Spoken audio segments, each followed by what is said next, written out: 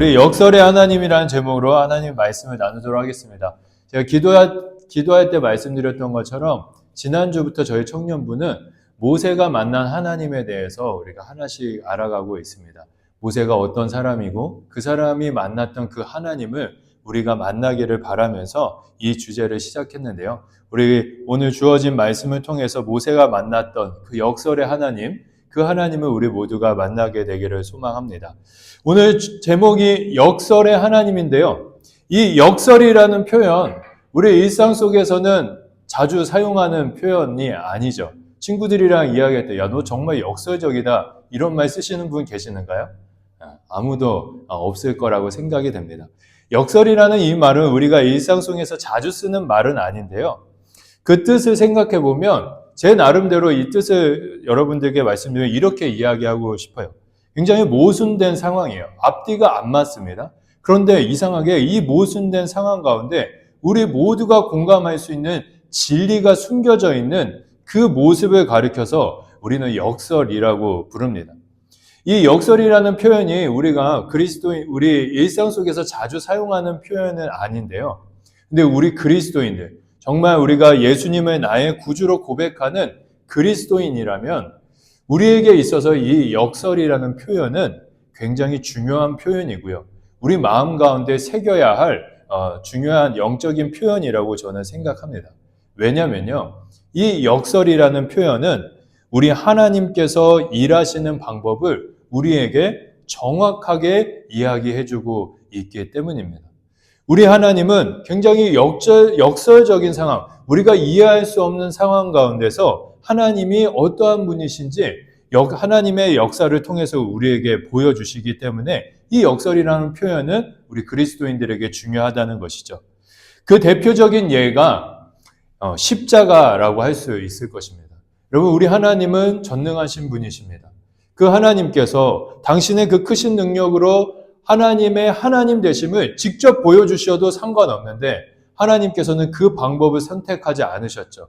역설적이게도 하나님께서는 사람이 되는 방법을 택하셨고 사람을 되는 것을 넘어서서 십자가 위에서 자신의 생명을 내어줌을 통하여서 우리를 향한 하나님의 사랑을 보여주셨습니다.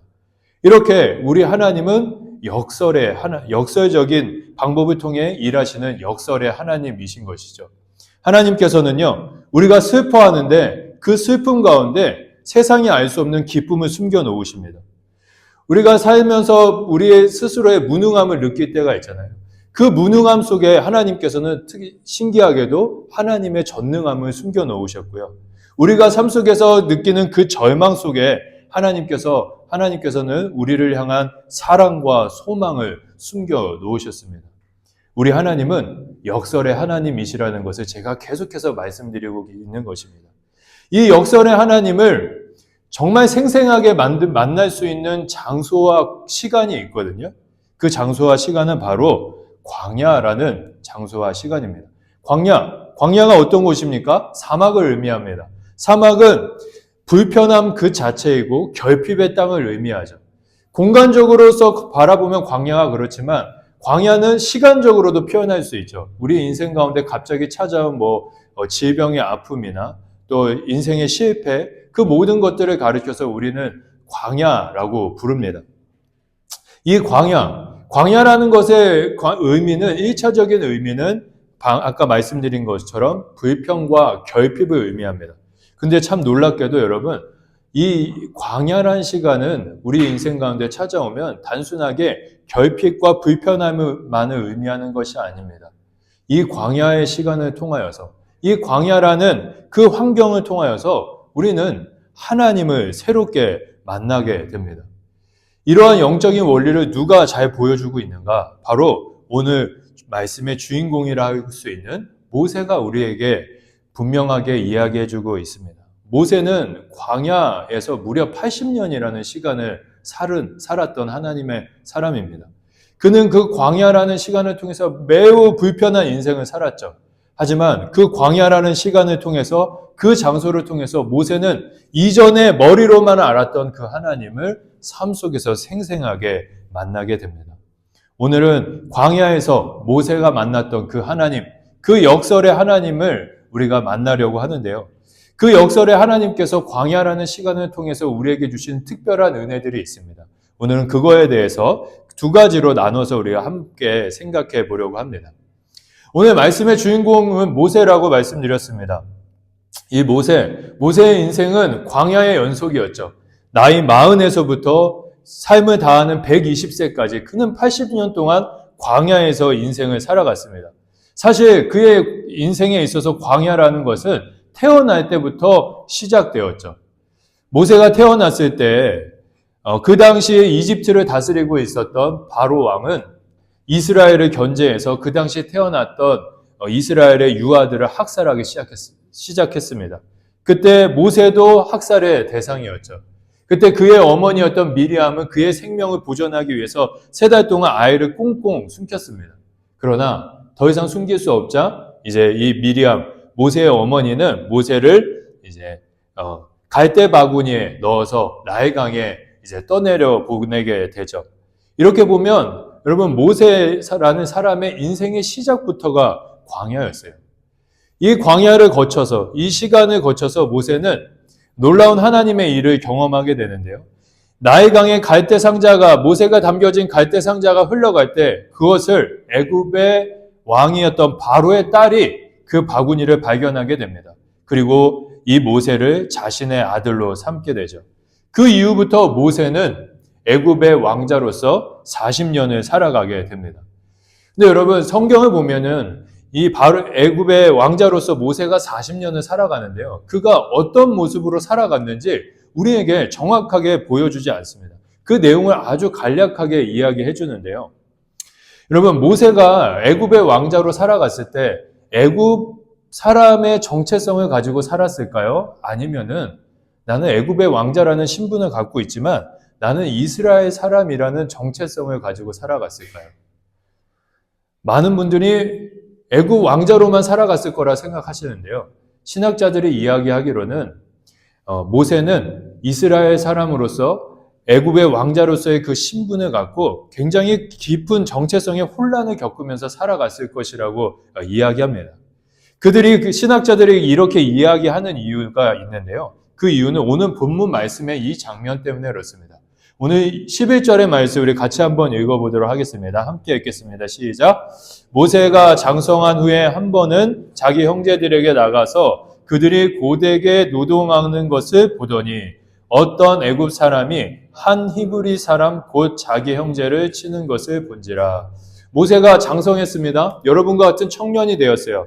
그리고 청년이 된 모세는 마음의 어떤 이끌림에 따라서 이스라엘 백성들이 살고 있는 진영을 방문하게 되죠.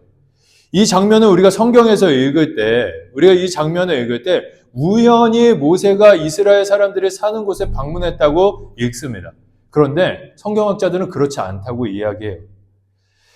정체성의 혼란을 겪었던 모세가 그 마음 가운데 자기 동족, 노예로 살아가는 이스라엘 백성들을 향한 동족을 향한 안타까움과 빚진 마음이 있어서 일부러 이스라엘 백성들이 노동하는 그 장소를 찾았다라고 이야기합니다. 모세의 마음 가운데 정체성의 혼란이 있던 것이죠. 근데 그가 이스라엘 백성들을 찾았을 때 그의 눈에 들어오는 장면은 이런 장면이었어요. 열심히 일하는 이스라엘 백성들을 애굽 사람들이 핍박하고 있었죠. 심하게 구타하는 모습을 그가 발견하게 됩니다. 이 모습을 보게 된 모세는 마음 가운데 민족을 향한 또 애굽 사람들을 향한 분노가 일어나기 시작합니다. 그 자리에서 그래서 모세는 이 애굽 사람의 생명을 가져가게 되죠. 살인을 범하게 된다는 것입니다.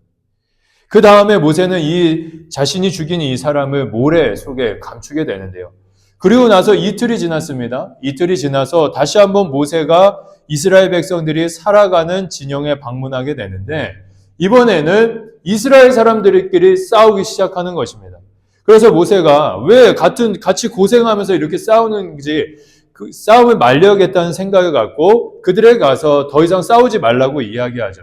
그때 이스라엘 사람들이 모세를 향해서 화를 내면서 이렇게 이야기합니다. 우리 본문 말씀 14절 말씀 우리 같이 한번 읽어보도록 하겠습니다. 그가 이르되 누가 너를 우리를 다스리는 자와 재판관으로 삼았느냐? 내가 애굽 사람을 죽인 것처럼 나도 죽이려느냐. 모세가 두려워하여 이르되 모세가 싸움을 중지하려 하자 이스라엘 사람들이 모세에게 이야기합니다. 우리가 언제 너를 재판관으로 삼았냐라고 이렇게 이야기합니다. 여기 안에서 여러분 이스라엘 백성들이 모세를 어떻게 생각했는지 알 수가 있죠. 모세는 자신이 이스라엘 백성이라는 정체성을 갖고 있었지만 이스라엘 사람들이 바라보는 모세는 그냥 애굽 사람 자체였던 것입니다. 이 이야기를 듣는 순간 모세는 알았죠. 자신이 애굽 사람을 죽였다는 것을 모든 사람들이 알고 있다는 것을 그가 느꼈습니다. 그리고 바로 또한 애굽의 왕인 바로 또한 자신이 저지른 살인죄를 알고 있어서 자신이 위기에 몰릴 것을 알고 그는 이 자리에서 미디안 광야로 피신하게 됩니다. 그러면서 모세의 인생 가운데 여러분 무려 40년이라는 광야의 고통의 시간, 결핍의 시간, 불편함의 시간이 찾아오게 됩니다. 우리가 지금까지 모세의 인생 가운데 광야의 시간이 어떻게 찾아오는지를 우리가 한번 쭉 살펴보았습니다. 여러분 이 과정을 통해서 여러분들이 생각하기에 모세의 인생 가운데 광야라는 시간이 찾아온 그 이유가 뭐라고 생각되시나요? 여러분 한번 생각해 보세요. 모세의 인생 가운데 이 광야의 시간이 도대체 왜 찾아온 것입니까? 우리의 눈으로 볼 수 있는 그 이유는 그 원인은 아마 모세가 자신의 혈기를 이기지 못했기 때문일 것입니다. 자신 마음 가운데 정체성이 혼란이 있었고 민족을 향한 극률함과 민족에 대한 원수들에 대한 분노 그것을 한순간에 절제하지 못해서 이런 일이 모세의 실수로 인해서 그의 인생 가운데 광야의 시간이 찾아온 것으로 보입니다. 당연히 맞죠. 모세가 자신의 혈기를 누르지 못해서 이러한 일이 자신의 인생 가운데 찾아온 것입니다. 그런데 여러분 아셔야 되는 것이 있습니다. 이거는 우리가 육신의 눈으로 바라보는 그 부분 한 부분일 뿐이죠. 여기서 우리의 시선을 확장해서 믿음의 눈으로 바라보면요. 모세의 인생 가운데 광야의 시간이 허락된 것은요. 단순히 그의 혈기의 결과가 아닙니다. 믿음의 눈으로 바라보면 이것은 모세라는 사람을 향한 하나님의 특별한 계획과 인도로부터 찾아온 것이죠. 하나님께서는 모세가 혈기를 갖고 이스라엘 백성들을 이끄는 하나님의 사람이 되지 않게 바라셨습니다. 하나님께서는 모세가 온유한 마음, 민족을 사랑하는 마음을 갖고 이스라엘 백성들을 이끄는 하나님의 사람이 되길 바라셨죠. 그래서 그의 성품을 다듬기 위해서 그의 인생을 광야라는 시간으로 인도하셨던 것입니다. 이런 면에서 보면 광야라는 것은 우리의 인생 가운데 찾아오는 광야라는 시간은 단순히 불편함과 결핍의 시간만은 아니라는 것을 우리가 알 수 있죠. 우리의 인생 가운데 광야가 찾아온다는 것은 여러분 우리의 인생이 실패와 좌절이라는 그 지점을 넘어서 소망과 소명의 길로 접어드는 인생의 전환기가 찾아왔다고 우리가 바라볼 수가 있습니다. 우리의 인생 가운데 어려움이 찾아온 이유는 우리가 잘못 살았기 때문이 아니라는 것이죠. 물론 그런 우리의 문제들도 있겠지만 더 깊은 의미에서 하나님의 시선으로 바라보면 우리의 삶 가운데 어려움이 찾아오는 이유는 우리의 인생을 새롭게 하시기 원하는 하나님의 그 손길로 인한 것이라는 것입니다. 네, 여러분, 우리의 인생 가운데, 모세의 인생 가운데 광야의 시간이 찾아왔듯이 우리의 삶 가운데 어려움이 찾아오면 우리가 이렇게 생각할 수 있나요?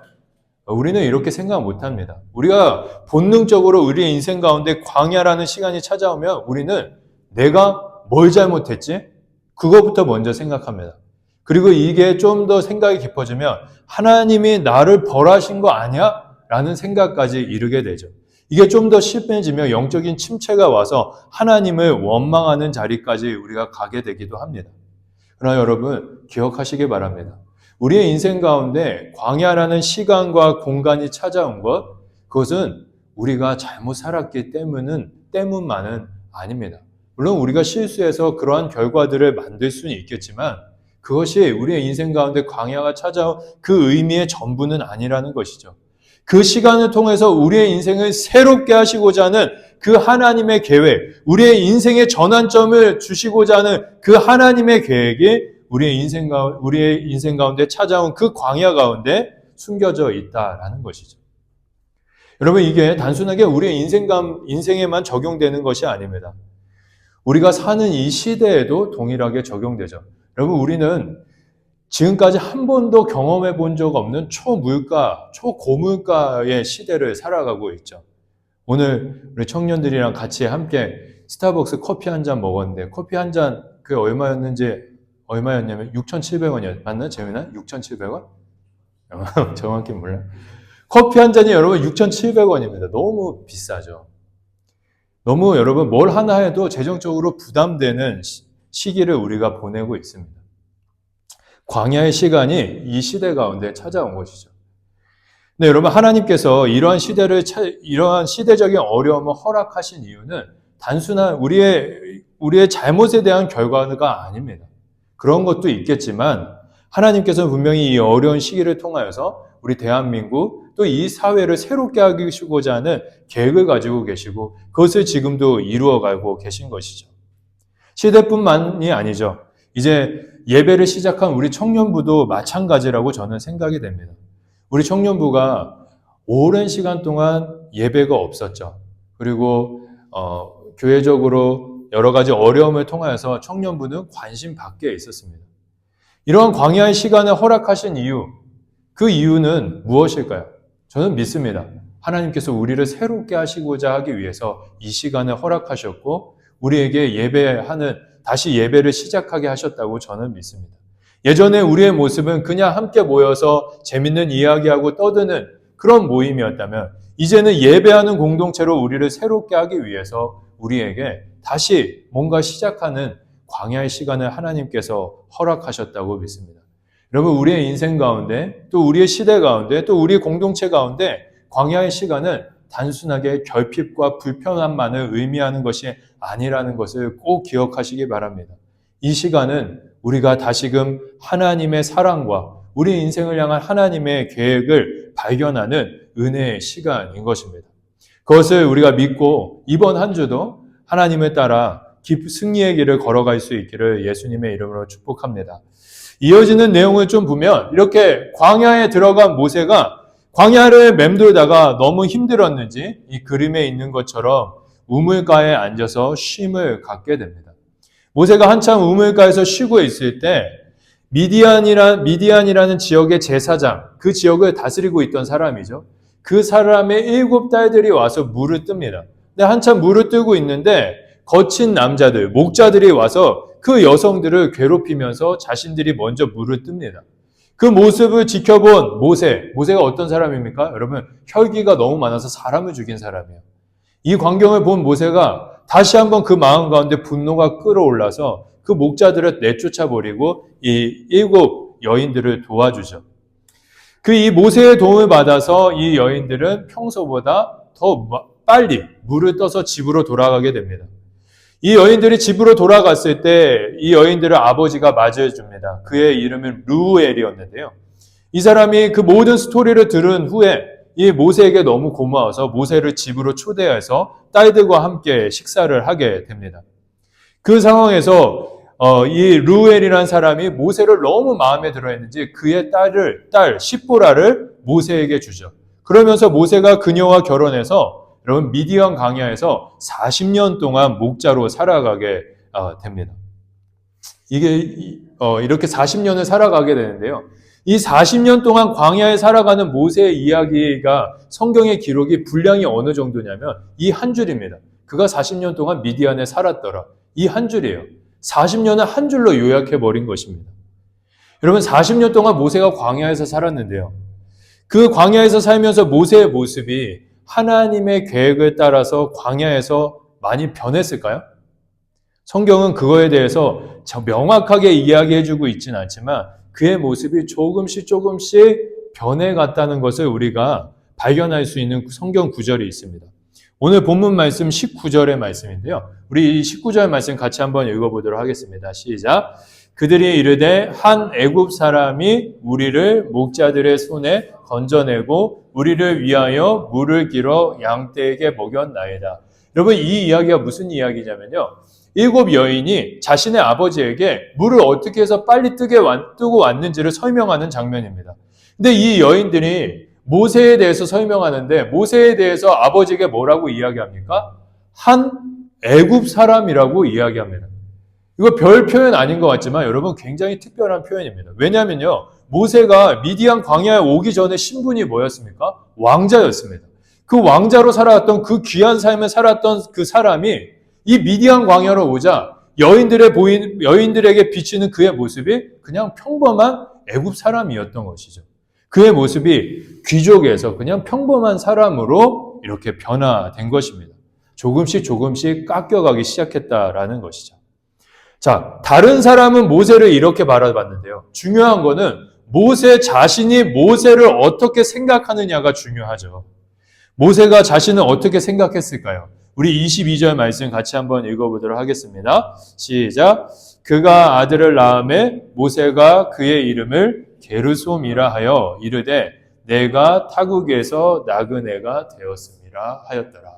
여러분 모세가 아들을 낳았습니다. 그 아이의 이름을 게르솜이라 지었는데 그 게르솜의 이름이 무엇이냐면 내가 나그네가 되었다라는 뜻이래요.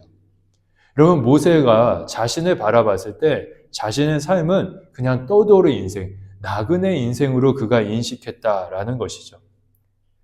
여러분 여기서 우리가 이 나그네라는 표현에 집중해 볼 필요가 있습니다. 여러분 나그네가 어떤 사람입니까? 돌아갈 곳이 없는 사람이죠. 정처 없이 떠도는 사람이 나그네입니다. 그렇기 때문에 나그네의 인생은 완전히 텅 빈 상태라고 보아도 무방합니다. 가진 것이 하나도 없는 것이죠. 모세의 삶이 그랬다는 것입니다. 예전에는 애굽의 왕자로서 정말 꽉 찬 인생을 살았다면 이제는 광야의 시간을 통하여서 완전히 텅 비어버린 인생이 되었다라는 것이죠. 그렇다면 여러분 우리가 여기서 중요한 질문을 하나를 해야 되는데요. 그건 뭐냐면 하나님께서 모세를 광야로 인도하셨고 하나님께서 모세의 인생을 텅 빈 상태로 만드셨는데 도대체 하나님은 왜 그렇게 하셨냐라는 것이죠. 그냥 모세에게 온유한 마음을 선물로 줘서 그 자리에서 바로 이스라엘 백성들을 이끄는 하나님의 사람으로 세우셔도 되는데 무려 40년 동안 고생하게 만드시고 그 시간을 통해서 그의 인생을 완전히 텅 비게 만드셨는데 나그네가 되게 만드셨는데 왜 그렇게 하셨느냐라는 것입니다. 하나님께서 그렇게 하신 데는 분명한 이유와 목적이 있습니다. 그 이유와 목적은 그의 인생이 텅 비어져야만이 그 안에 꽉 차 있는 것이 없어져야만이 그가 볼 수 있는 것들이 있었기 때문이죠. 자신의 인생이 텅 비어야지만이 깨달을 수 있는 것이 있었기 때문에 하나님께서는 모세의 인생을 40년의 시간을 통하여서 철저하게 텅 비게 만든 것입니다. 여러분 모세가 미디안 광야에서 살았는데요. 그 지역을 현재 우리가 사는 시대로 가보면 사우디아라비아라고 할 수가 있습니다. 그 사우디아라비아 지역에 모세가 살았던 지역에 가면 이런 사람들이 있다고 해요. 베두인이라는 족속인데요. 이 베두인은 모세가 광야에서 텐트를 치고 살았던 것처럼 지금도 광야에서 텐트를 치고 살아갑니다. 여러분 이 사람들의 인생을 이렇게 가만히 들여다보면 결핍과 불편함 그 자체라고 이야기할 수 있습니다. 있는 게 없어요. 아무것도 없습니다. 아무것도 없는 그 결핍의 상태에서 그 불편함을 이겨내면서 이 베두인들은 하루하루 살아가고 있습니다. 모세도 아마 광야에서 그런 인생을 살았겠죠. 예전에는 애굽의 왕자로서 말만 하면 온갖 음식이 자신의 앞에 왔습니다. 근데 광야에서는 그런 건 없죠. 자신이 일하지 않으면 먹을 수가 없었습니다. 그러면서 모세는 깨달았을 것입니다. 노동이 얼마나 소중한 것이라는 것인지 깨달았겠죠. 이와 함께 내가 일하지 않으면 나는 먹을 수 없다는 삶의 기초적인 부분들도 하나씩 그가 배워갔을 것입니다. 그가 광야를 통해서 인생을 배운 것이죠. 그런데 여러분, 모세가 광야를 통해서 인생만 배운 것이 아니었습니다. 그는 하나님의 마음, 이스라엘 백성들을 향한 하나님의 마음도 이 광야를 통해서 조금씩 배워가기 시작했습니다. 오늘 말씀 마지막 말씀인데요. 모세가 하나님의 마음을 배웠다는 흔적이 여기에 담겨 있습니다. 우리 이 말씀, 우리 같이 마지막 말씀인데요. 같이 읽어보도록 하겠습니다. 여러 해 후에 애굽 왕은 죽었고 이스라엘 자손은 고된 노동으로 말미암아 탄식하며 부르짖으니 그 고된 노동으로 말미암아 부르짖는 소리가 하나님께 상달된지라. 하나님이 그들의 고통 소리를 들으시고 하나님이 아브라함과 이삭과 야곱에게 세운 그의 언약을 기억하사 하나님이 이스라엘 자손을 돌보셨고 하나님이 그들을 모세가 광야에서 그의 인생이 텅 비었을 때 이스라엘 백성들은 노예로서 아주 고통스러운 시간을 보내고 있었습니다. 그때 이스라엘 백성들이 하나님을 찾기 시작하죠. 그들이 부르짖자 하나님께서는 이스라엘 백성들을 기억하시고 그들을 구원하시기로 하십니다. 그 다음에 나오는 내용이 하나님께서 모세를 이스라엘의 지도자로 부르게 되죠. 다시 한번 내용을 정리해 보면요. 모세가 광야 생활을 했고요. 이스라엘 백성들이 하나님께 부르짖었습니다. 그리고 나서 모세가 하나님께 부름을 받습니다. 이 이야기의 문맥이 이렇게 흐르고 있는데요. 이 문맥에 대해서 신학자들은 성경을 기록한 이가 이러한 문맥을 사용한 이유는 모세가 광야의 시간을 통해서 이스라엘 백성들의 고통을 들으시고 불쌍히 여기신 하나님의 마음을 배웠기 때문에 이러한 문맥을 쓴 것이라고 해석합니다. 그렇습니다, 여러분.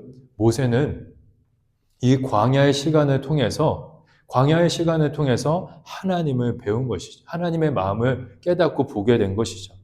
여러분, 우리의 인생 가운데 광야가 찾아오고 그 시간을 통해서 우리의 인생이 조금씩 깎여가는데요. 하나님께서 그렇게 하신 이유는 우리 인생 가운데 텅 빔이 찾아와야지, 많이. 내 안에 꽉 차 있는 것들이 버려져야만이 볼 수 있는 하나님의 마음, 알 수 있는 하나님의 계획이 있기 때문에 하나님께서는 광야의 시간을 우리의 인생 가운데 허락하신다라는 것이죠.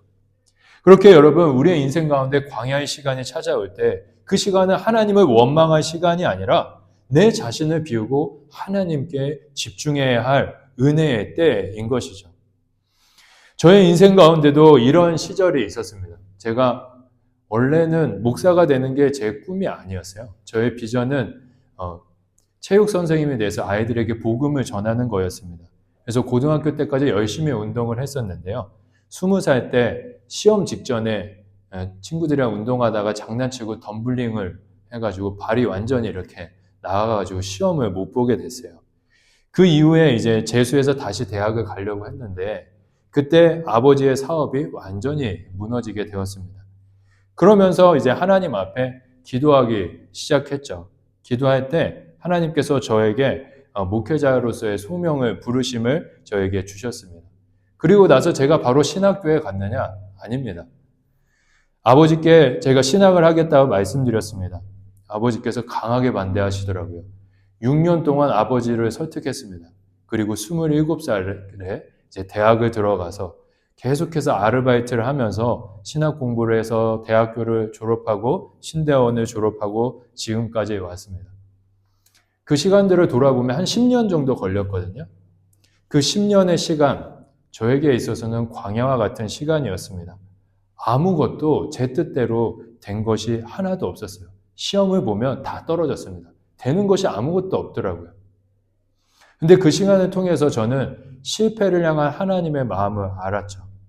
제가 대학 수능시험 몇 번 봤냐면 3번 봤어요. 삼수했습니다. 삼수.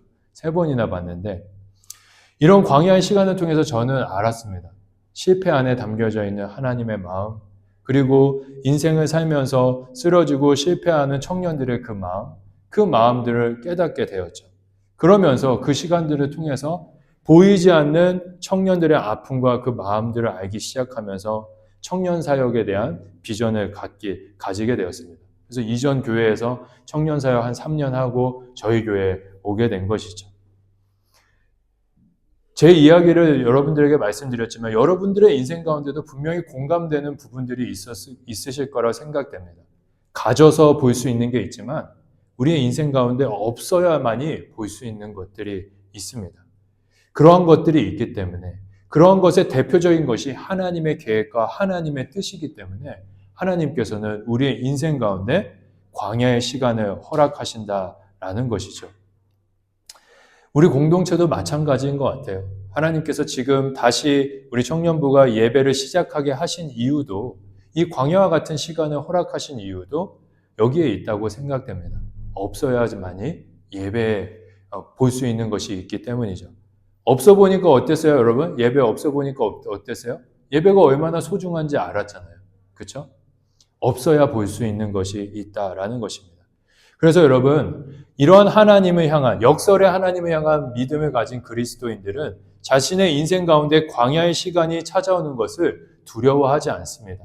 오히려 광야의 시간이 찾아왔을 때 하나님을 향해서 이렇게 고백하죠.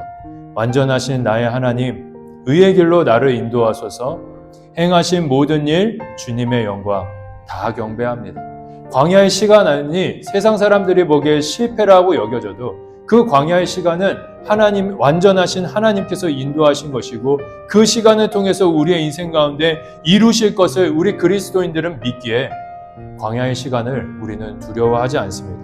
그리고 이 시간 가운데 하나님의 마음에 집중하면서 하나님을 예배하면서 그 광야의 시간을 지나가죠.